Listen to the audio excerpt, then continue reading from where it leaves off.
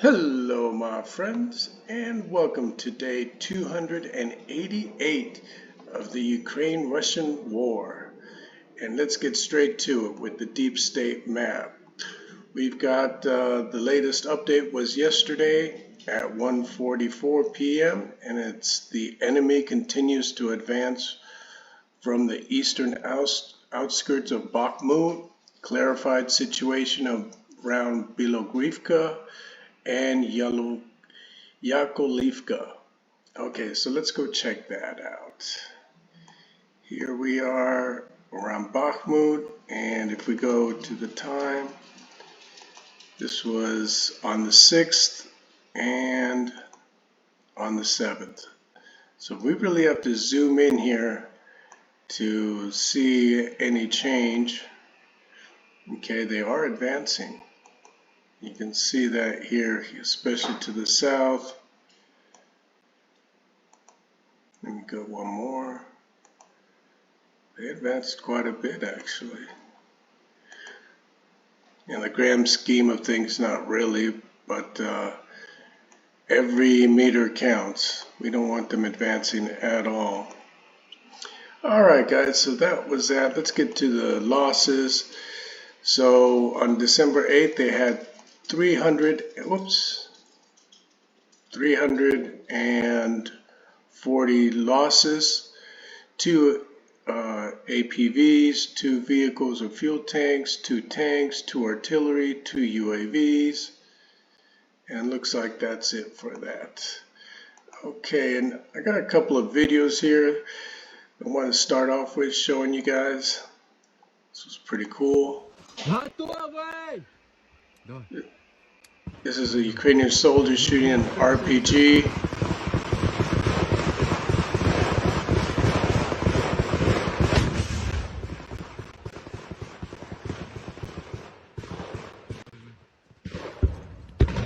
This is in the Bakhmut area as well. Loading up another round. Taking incoming fire.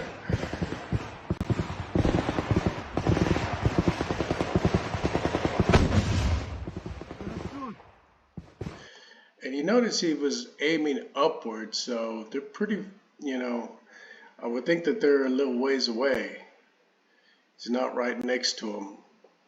Here's another one, an inside view of Ukrainian BTR firing on Russian positions with no music, so I can play the audio. Great.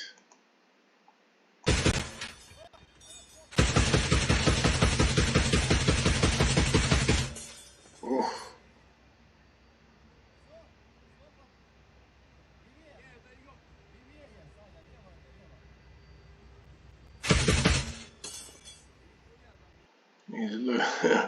With that, that's the end of that video.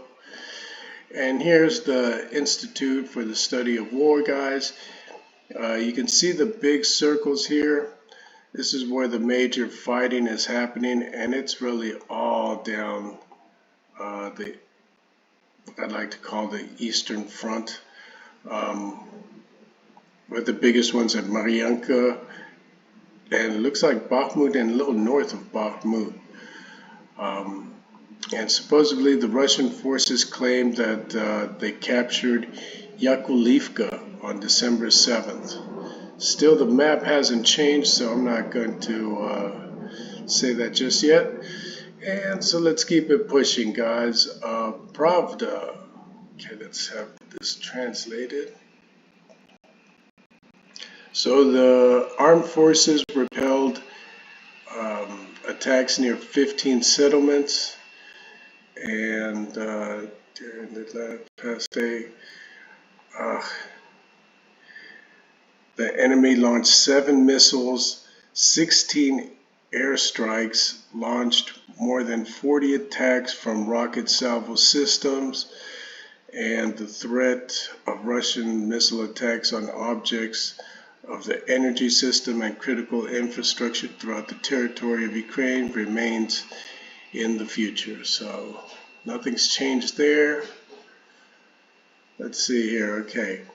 We have the Bundestag confirmed that the U.S. will support Germany's decision to transfer tanks to Ukraine, said Marie-Agnes Strack-Zimmermann, head of the Bundestag Defense Committee.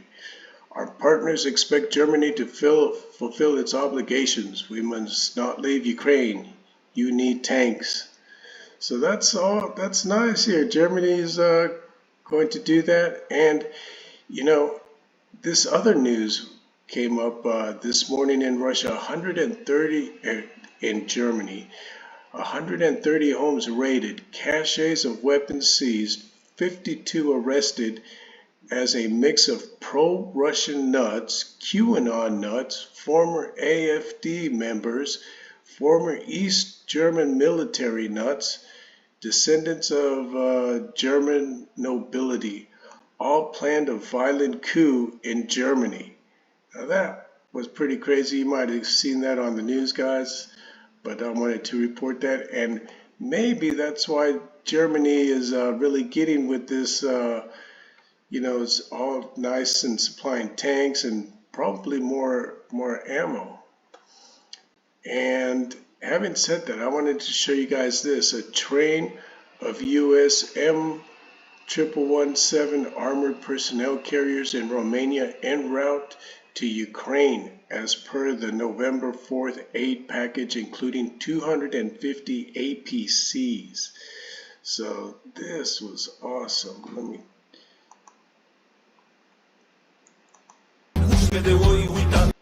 I can't play that.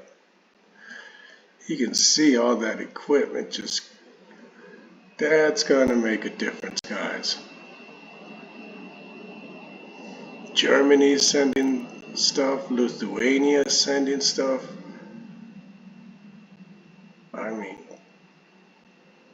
And it just keeps, okay, there we go. It finally ended. So that's always nice to see. And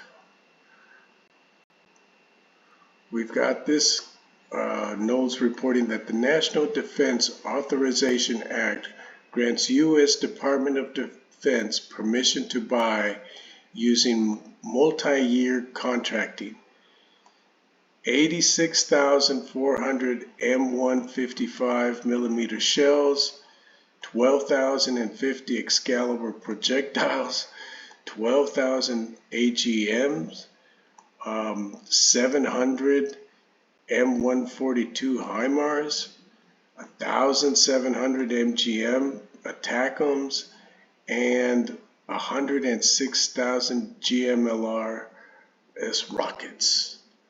So, and I'm pretty sure most of it will go to Ukraine.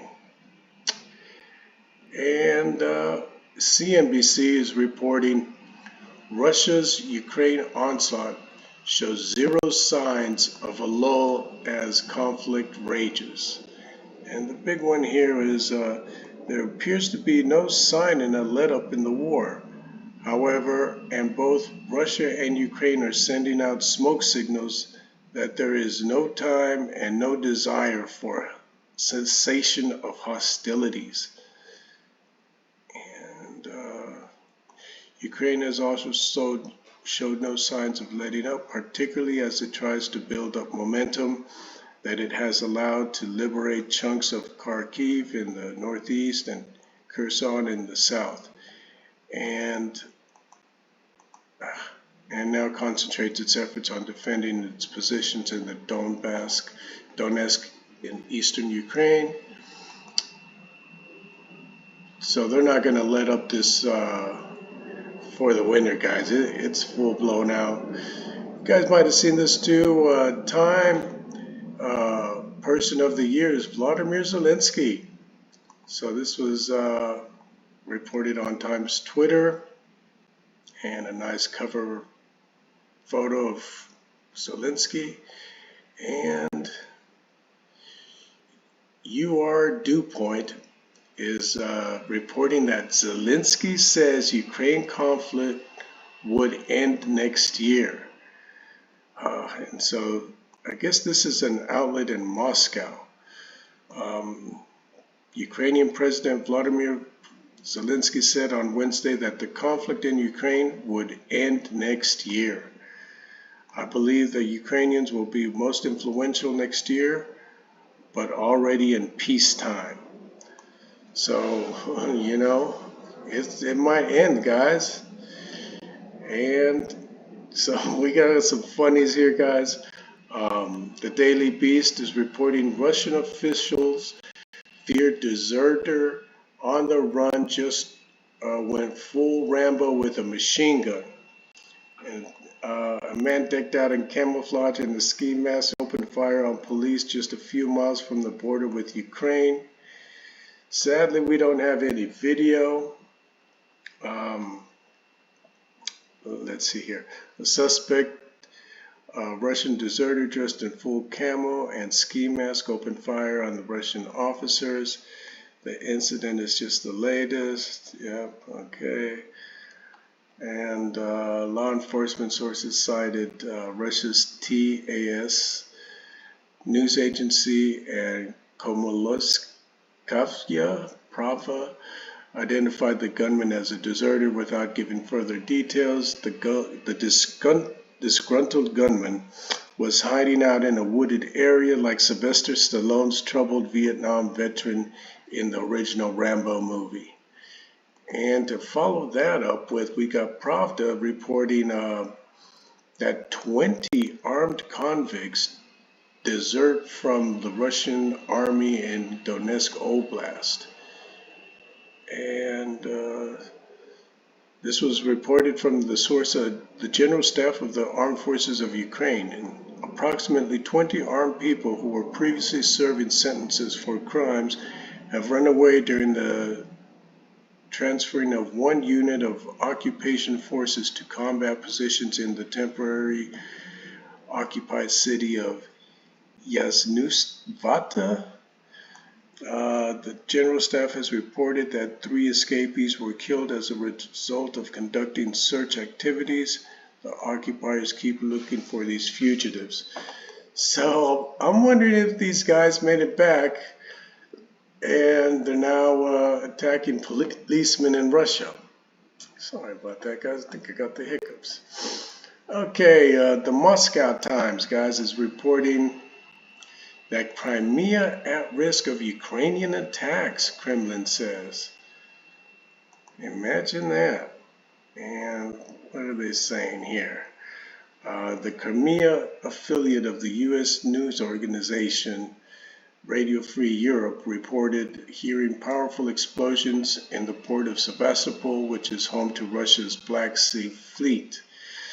And Sevastopol's Kremlin-aligned governor, Mikhail Razovsky, said the sound was that of a drone being shot down.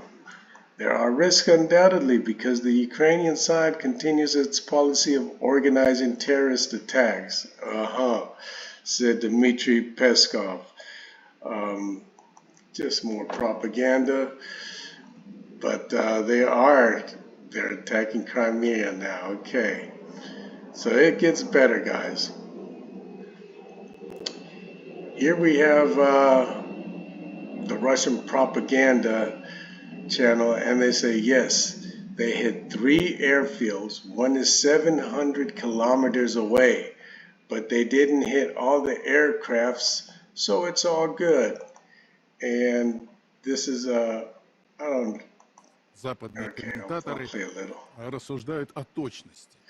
By the way, Western commentators are rushing to discuss the Мы precision пустили по of the аэродроме. strikes. На одном аэродроме попали They во hit, let me взлетно-посадочную pause полосу. this. They hit airfields, those are tens of hectares in area. On one, they targeted a landing strip, on another, fuel storage. The fact is that they got them 700 kilometers away. Next time, I'm sure they're going to be sending a lot more, and they're going to take out a lot more planes. Okay, we got the AP reporting, Putin says Ukraine fight is taking longer than expected. Imagine that. He thought this was going to be over in a few days. And here he says that the special military, of course, it could be a lengthy process. Putin said of the more than 9-month-old war that began with Russia's invasion February 24th. And it's interesting that Putin is saying this and Zelensky is saying it's going to be over with next year. And then we've got the AP also reporting that Kremlin says it's up to Zelensky when Ukraine conflict ends. So if you go by that and Zelensky's saying that it will end next year, well then, and then we've got Newsweek reporting that Putin has escape plan to Venezuela if Russia loses war, former speechwriter. And let's see here. Russian President Vladimir Putin has an escape plan in the event of Russia loses the war in Ukraine that had started in February. A former speechwriter for the Kremlin chief said on Wednesday.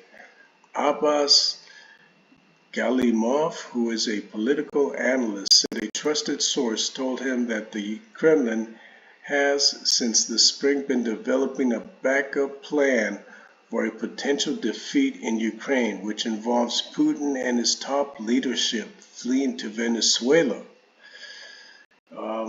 And then they have according to Glamour, the project has been unofficially named Noah's Ark. Argentina and Venezuela are allegedly among the top options for Putin to flee, but China was also considered in the early stages of the talks. So that's interesting, guys. I don't know if this is real or not. I think it is, though. Like, Putin sees how this war is going. It's a disaster. He's making some plans just in case, because you never know. Okay, I did want to show this here, guys. In Avdiivka,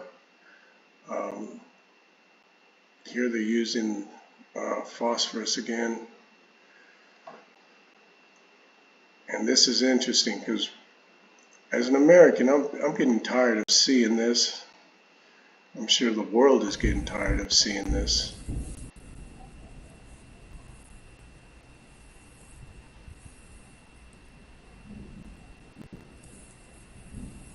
Man, anybody under that is dead.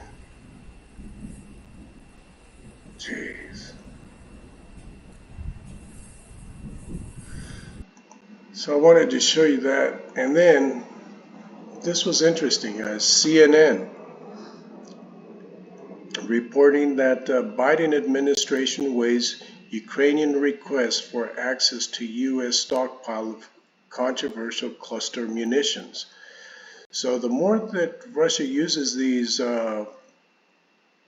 phosphorus bombs, like finally, let me read this to you guys. Ukrainian officials and lawmakers have in recent months urged the Biden administration and members of Congress to provide the Ukrainian army with cluster munition warheads, weapons that are banned by more than 100 countries, but that Russia continues to use to devastate effects in Ukraine. And here's a little video that shows. Let's see, do we have it pulled? Can someone working alone solve? Can someone working alone solve? Okay, guys, so I don't want to report on that. And the last part of this one is Brittany Griner released by Russia for a 1-to-1 prisoner swap for arms dealer Victor Bout. This was interesting because I can't believe that they traded her. So Washington, Brittany Griner, the WNBA star, who was held for months in Russian prisons, she was held for like 9 months on drug charges, was released Thursday in a 1-to-1 prisoner swap for international arms dealer Victor Bout. And let me get to the interesting part though. Because they were trying to to release here. Notably, the Grenier for bout exchange leaves retired U.S. Marine Paul Whelan imprisoned in Russia. Whelan has been in custody for nearly 4 years, and he was convicted on espionage charges that the U.S. has called false. And Brittany Grenier, she was convicted on bringing in marijuana, a marijuana vape pen.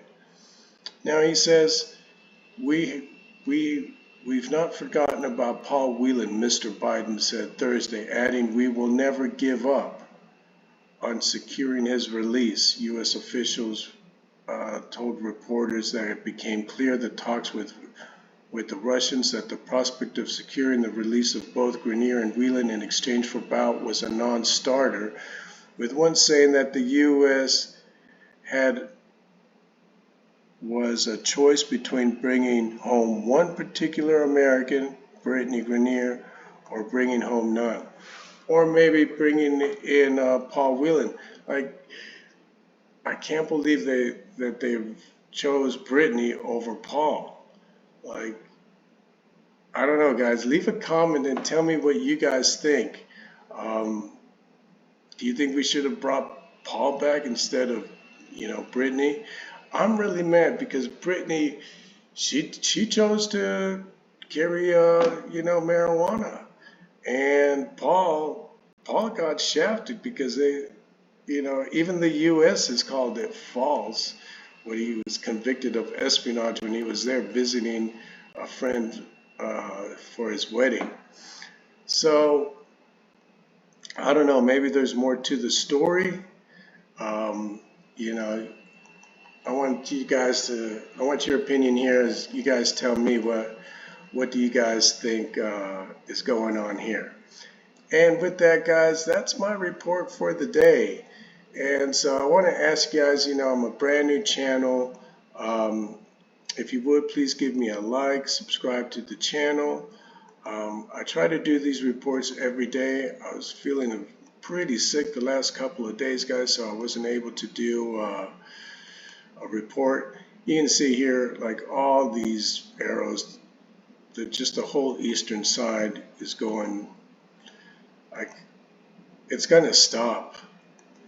So that's my report, guys. I hope you enjoyed it. I try to give a report that's uplifting, and hopefully this war will end here pretty soon, just like Zelensky says. And having said that, guys, thank you very much for spending your time with me. I really appreciate that.